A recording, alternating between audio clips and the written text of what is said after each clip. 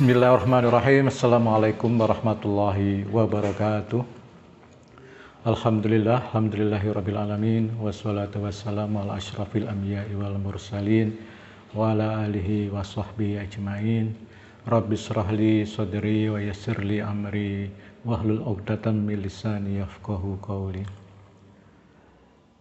Para pemirsa yang budiman, alhamdulillah kita bisa bertemu kembali dengan bulan Ramadan, bulan yang penuh berkah, bulan yang penuh ampunan, dan bulan yang nanti insya Allah kita dijauhkan dari api neraka.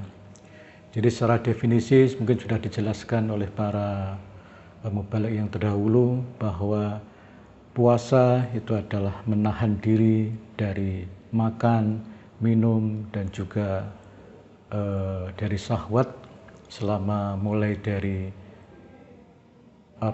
sahur sampai berbuka puasa.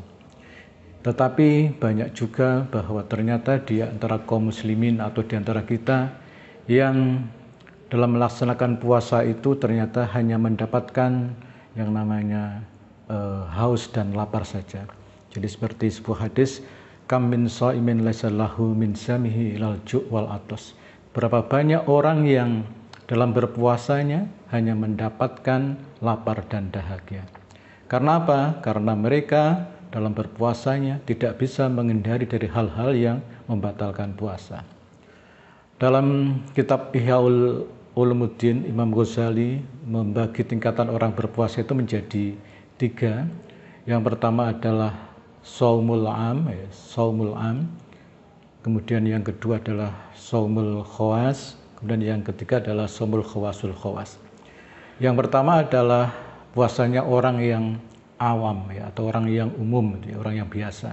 Jadi puasanya orang yang awam itu adalah puasanya orang yang hanya menahan diri dari lapar, kemudian dari haus, kemudian dari berhubungan suami istri. Hanya itu saja. Itu adalah tingkatan atau golongan orang-orang yang awam. Itu artinya bahwa orang yang berpuasa tingkatan awam ini hanya bisa menahan dari segala masuknya dari lubang-lubang yang ada di dalam tubuh manusia itu. Kemudian yang kedua itu adalah puasanya orang yang khusus atau spesialis spesial. Nah, puasa ini adalah bahwa orang yang melaksanakan puasa di samping dia menahan dari lapar, dahaga, dan juga berhubungan suami istri, tapi dia juga berpuasa, panca inderanya, dia juga ikut berpuasa. Jadi matanya berpuasa, mulutnya berpuasa, artinya dia menahan dari segala hal-hal yang dikeluarkan, hal-hal yang tidak baik yang dikeluarkan dari pandangan matanya ataupun dari mulutnya dan lain sebagainya. Ini adalah golongan yang kedua. Kemudian yang tingkatan yang ketiga itu adalah puasanya orang yang khawasul khawas. Jadi ini tingkatnya lebih tinggi lagi, spesialis, tingkatnya super spesialis ini ya. Ini adalah orang yang berpuasa itu tidak hanya sekedar panca inderanya, laparnya, tapi dia juga menahan diri dari hatinya. Yang berpuasa adalah hatinya. Jadi dari hatinya saja dia sudah berpuasa, dia menahan diri dari segala prasangka dan lain sebagainya. Ini adalah puasa yang paling tinggi tingkatannya, yang tentunya ini hanya bisa dilakukan oleh para nabi atau para wali yang bisa melaksanakan puasa yang seperti ini.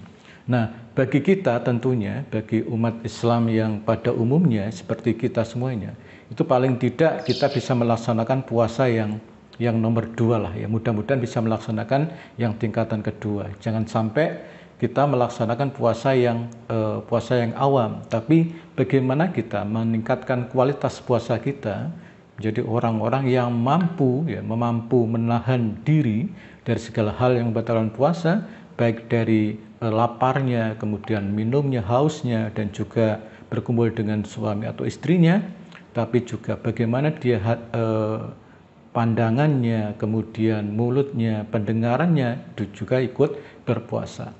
Dan apalagi kalau kita bisa meningkat menjadi puasa sampai pada hati kita yang ikut berpuasa. Nah, itu adalah sebuah harapan kita semuanya bahwa kita benar-benar bisa meningkatkan kualitas puasa kita sehingga kita benar-benar tidak atau terhindar dari golongan-golongan orang-orang yang hanya mendapatkan ju'wal atos atau orang-orang yang hanya sekedar mendapatkan lapar dan dahaga, tetapi benar-benar orang yang memiliki kualitas puasanya yang terbaik. Mungkin itu yang bisa saya sampaikan untuk kali ini. Mohon maaf apabila ada kesalahan.